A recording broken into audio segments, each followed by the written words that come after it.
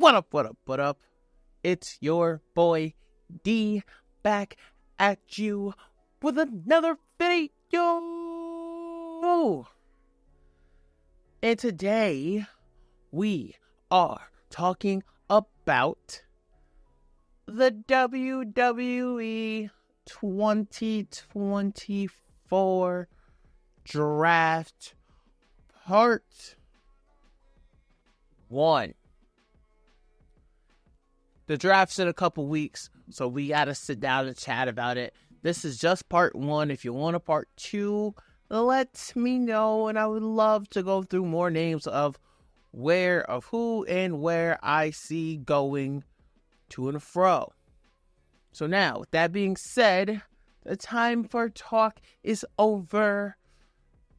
Let's get into it. So, without further ado, number 1 pick is the most obvious pick in the draft. We have Cody Rhodes going to SmackDown officially. Many people are probably going to be asking me, why is this number 1 pick?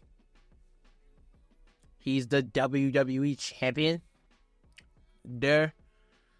Damian Priest is already on Raw, so I left him out, and I left all pretty much. If you are a champion, if you won the title on the same brand you are, I have you staying exactly where you are, but new cast coming around you, you know? And some people I left off this list because I just had them going on they're staying on the same brand they actually are in, so there's really no point to do that. So, with that being said, number 2, who I have going to Monday Night Raw, is the Tribal Chief, Roman Reigns. This is everyone's probably looking at me right now like, what are you talking about? You got bro going to Monday Night Raw? Are you kidding me? Yeah. Very simply, yes. Why? You may be asking me, why do I have Roman Reigns going to Monday Night Raw? It's very simple. Roman Reigns going to Monday Night Raw to get him away from Cody Rhodes. Period. We're just getting him away from Cody Rhodes, and so we can start our Bloodline versus Bloodline feud without the Bloodline getting in the way of Cody Rhodes and who he fights in his storylines going forward. I think Bloodline versus Bloodline and the continuation of the Bloodline story should be on the Monday Night Raw, so you can tell the story of the new Bloodline on a new brand. Because when you think of SmackDown, especially in this era, the first thing you are always going to think of is SmackDown, is the Bloodline. Simple. So, that's why I have Roman Reigns going to Monday Night Raw, and because he still is one of the bigger stars in the company, literally 1A, 1B, 1 and 2, whatever you want to call it. When Raw moves to Netflix in January, they are going to want Roman Reigns. I can guarantee it. So that's why I got them there. Number 3, I have Solo Sikoa and Tama Tonga and possibly Jacob Fatu or Zilla Fatu. The new Bloodline. New Bloodline is going to Raw, and they're going to have their feud on Raw, and that's probably going to be the true, without a doubt, main feud running on Monday Night Raw throughout the year. So, that's why I got them going there. Number 5, Jimmy Uso. I believe the Usos, Jimmy and Jay, will reunite, and they will be down since day 1-ish, and that hug that they give each other, and then when they put up the ones, it's going to go crazy. I think we're going to see a lot of Jimmy and Jay versus Solo and Tama for a while, and I think it could be a really fire, solid match. So I'm really excited to see where that goes. Number 6, I have Gunther and Imperium going to Friday Night SmackDown. A lot of you may be saying, why? Well, it's very simple. Gunther, easily one of the biggest stars in the WWE, had a historic and is the longest reigning Intercontinental Champion ever, lost at WrestleMania 41. And since he lost at WrestleMania 41, he doesn't need to be around the Intercontinental title because Sami Zayn is on Monday Night Raw. So we're just getting Gunther away from the IC title so he can move on to bigger and better things. And that's the reason why I have Gunther going to SmackDown. And if you're asking me right here, right now, I believe Gunther may take with my Wingstop cup, Gunther may take the title away from Cody Rhodes. You heard it here first. The next on my list is the man, Becky Lynch. She will be going to SmackDown. Yes, I know Becky Lynch does not sign a new contract yet. Do I see Becky Lynch going anywhere else like AEW, TNA, Lucha Underground, MLW? Hell no. I think it's the same thing with Drew McIntyre. I think if she left, Drew left, and Seth left, I think it would be one of the stupidest moments, stupidest moves in your lives they possibly could make. WWE is bigger than it's ever been in life. Why would they go there? I don't know. It wouldn't make any sense at all. Literal no sense. Like, you're going from sold out arenas for like 15 consecutive weeks or something like that. 50,000 stadiums back to back to back to back to fighting in front of 1,200 people, 800 people, 2,000 people. Not knocking AEW, but let's be real here. WWE's on a whole different level. And that's the reason why we're trying to tell people they are not even. WWE is a bigger level than AEW. Doesn't mean what AEW doesn't do well. But when you're talking about media rights and what you can do, you don't see AEW guys on First Take and the Tonight shows and shit like that. I think the only time I ever seen AEW do anything on ESPN was CM Punk did an interview on Sports Nation. Who the fuck watches Sports Nation? Exactly. Now you understand what I'm saying. But I got Becky Lynch going to SmackDown. Number 8, I have Monday Night Rox Sand Perez making her main roster debut on Monday Night Raw. This one probably surprised people. I'm going to tell you why I kept it this way. Roxanne Perez is a star. Roxanne Perez is your NXT Women's Champion. Do I think Roxanne Perez needs to hold that title long? Absolutely not. What she's doing right now is kind of like what Bayley did. I think she's going to be there and help the younger talent groom and grow, and so they can rise to a higher occasion. But I think there's no doubt about it, and there's no secret about it. It's time for Roxanne to really swim with the sharks, to really put that pressure on her. That's why it was really cool that she won at NXT Stand and Deliver, because Lyra Valkyria had a very long, lengthy championship run.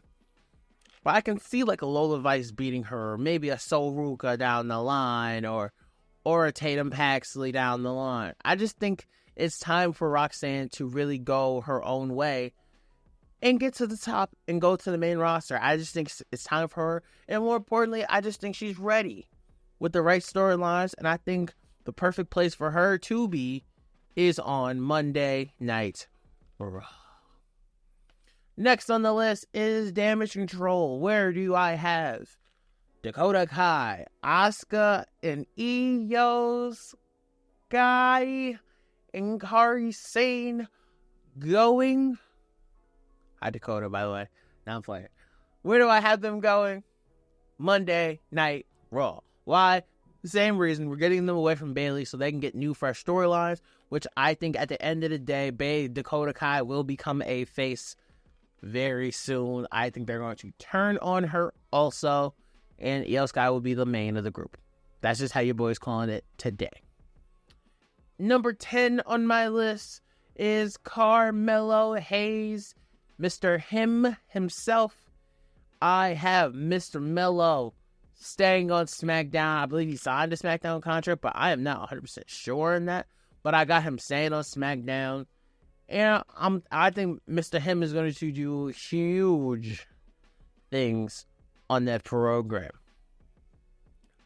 Number 11. It's kind of my spoiler for NXT Spring Break-In. That's next Tuesday. Ilya Dragunov, I have going to the Monday Night Raw roster. At first, right, I switched it. I had SmackDown because that's where Gunther is. But I don't think you do that match for a while. I think you build Ilya Dragunov up a lot. So when Dragunov and Gunther really fight, it's going to be an insane clash and rematch because Ilya Dragunov is the very first person to beat Gunther. And I just think it'll be so goddamn important. And I just think you want to let this cook and let this simmer. I think it's the same thing like Jade Cargill and Bianca Belair. We didn't get that just fresh at WrestleMania 40. They're going to let it cook, let it simmer, let it cook before we get that. And I could say, hey, even if they made Dragunov join Imperium, it'd be a really cool story, especially if Gunther ended up beating Cody Rhodes for the title at Bash in Berlin. I'm just saying. It would be a fire moment. That's all I'm saying. Number 12, Jade and Bianca Belair. Got them staying on SmackDown. I think they'll be on the same brand until they end up fighting at WrestleMania 41. Don't listen to anything Jade says. There will be fighting at WrestleMania 41. Don't let her fool you. Number 13, we have Nia Jax. Okay. This is a if. I have Nia Jax going to SmackDown if she does not win the title on Monday Night Raw. If you saw my last video, you know I have Liv Morgan winning the Raw title. That's how I was calling it. But we don't know if who's going to win the SmackDown title. We don't know who's going to win the Monday Night Raw title, but I got Liv Morgan winning that title. That's why I think she'll be better off on SmackDown. So then she gets to have matches with Bianca Belair and Jade Cargill and Bayley. She can have bangers over there. So that's why I got her going there. Next on my list is AJ Styles. And I got AJ Styles going to Monday Night Raw. AJ Styles is a heel right now. And you got Damian Priest as your champion. Drew McIntyre. I just think AJ Styles for himself would benefit more on Monday Night Raw. For me personally. That's just how I feel about it. Next on this list is Ricochet. And this may be my unpopular opinion, but guess what? I don't give a damn. I said what I said. I have Ricochet going back to NXT. And people are going to think this is a bad thing. This is not a bad thing. Ricochet has been cooking lately. Fire-ass matches. But I just think Ricochet could go help be one of the bigger stars on NXT. I think he would shine like a motherfucking diamond on NXT. He could go to SmackDown. But here's the thing. I don't see him beating Cody Rhodes for the championship. I don't even really see him beating Damian Priest right now for the title. I just think you can get the best run out of Ricochet right now. With all that crazy-ass talent that they got down there in NXT, I think Ricochet would be a perfect person to go down there. That's just how I feel. The next person is the same way. I have Karrion Kross and Authors of Pain going back to NXT. I think Trick Williams will be your NXT champion on Tuesday. Why not give him Karrion Kross? Karrion Kross is a really good heel, just on a very stacked motherfucking roster. So why do we not give him that run and that rub? I think it's very important, and it'd be really cool to do that. So with that being said, I'm going with Karrion Kross, Lady Scarlett, Paul Ellering, and the Authors of Pain to NXT. By the way, in the Black and Gold era, Karrion Kross was a hell of a character. Everybody says wrestling skills were kind of but he was a hell of a character back then, so shout out to him. Sheamus, I got Sheamus staying on Raw. Sheamus just came back. There's no reason to move him off of Monday Night Raw, and I just think it's important.